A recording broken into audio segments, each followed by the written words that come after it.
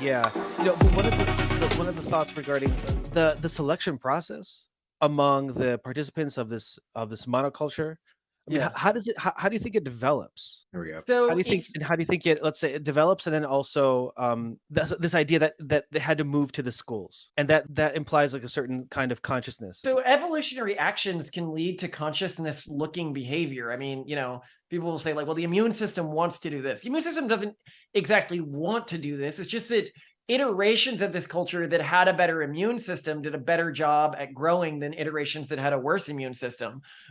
Iterations that were better at attacking dissidents got rid of the dissidents who deconverted other factions. It's all organically growing. In terms of so I think we should talk about the core ideology of it, because this goes to your question here, and it's a very interesting thing. Is that historically, before it was infected, the democratic movement in the U.S.'s goal was equality.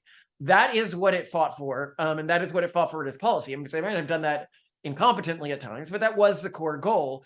The virus has a very different goal, which is to reduce in the moment suffering at any cost. And this can be seen in changing motivations within the progressive movement in the United States. So examples would be like, why are we handing out fentanyl in the streets now? Like, obviously that disproportionately hurts people from poor backgrounds that can't afford going and getting therapy to get off drugs and stuff, but it does reduce in the moment suffering. Why is like California looking at banning like testing, right? Like, obviously that's going to increase inequality, because wealthy kids will have their parents able to pay for like external tutoring and stuff like that. But it reduces in the moment emotional suffering. And that's how it grows. It tells people that if your organization, not you as an individual, but everyone within your organization adopts this way of seeing the world, then everyone within any sufficiently infected group will experience significantly less daily suffering. And this is something that almost no conservative tradition really offers to people. Typically, what they argue is that intergenerationally, your culture will thrive, and they're much more focused on intergenerational cultural transference.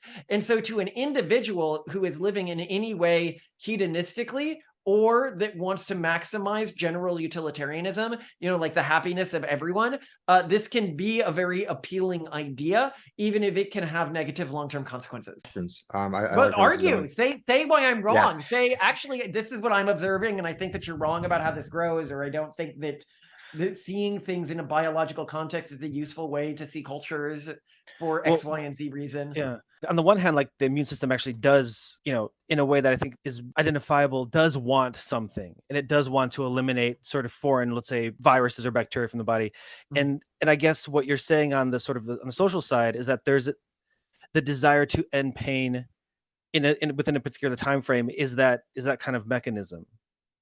Well, yeah, that's what it promises. That's the bait at the end of the hook. I actually think if you look at statistics, and it's easy to look at statistics, it actually does not deliver that. So we can look at Pew's research data. Progressives are always less happy than conservatives. We can look at something like the feminist movement. As women have gained more rights, their actual life satisfaction has decreased. A lot of these conservative cultural institutions, we may not understand why they evolved. This is the core thesis behind the Pragmatist Guide to Crafting Religion. So you can look at something like Judaism and Islam figured out hand washing literally, hundreds of years before the secular world did, likely just because the groups that practiced it had more surviving offspring. But all cultural institutions figured out other things like arbitrary self-denial rituals, whether it's Ramadan, Lent, Feast of the Firstborn. But when you're trying to have in the moment, reduce in the moment suffering, one of the first things that the secular world did was throw out these self-denial rituals, these things that act for individual self-control and self-restraint. And in so doing, now we're beginning to understand why those things likely existed. They likely strengthen the inhibitory pathways in your prefrontal cortex. And this is why the secular world's coming back to things like juice cleanses and stuff like that. But the thing that I really disagree with, so I think that society always functions best when it is meaningfully multicultural, meaningfully like diverse. And the core beef I have with the virus is that it removes what I consider meaningful diversity between groups, meaningful ideological diversity, and that I think that that is in a way a true evil, because it reduces the efficacy of the overall population. And it's always the mindset. I mean, cultural genocide is cultural genocide. We can call it what we want, but their goal is to erase many cultures in all but name, because they don't like the way that they relate to things like gender, sexuality, the environment, morality, the future of our species, et cetera, et cetera, et cetera.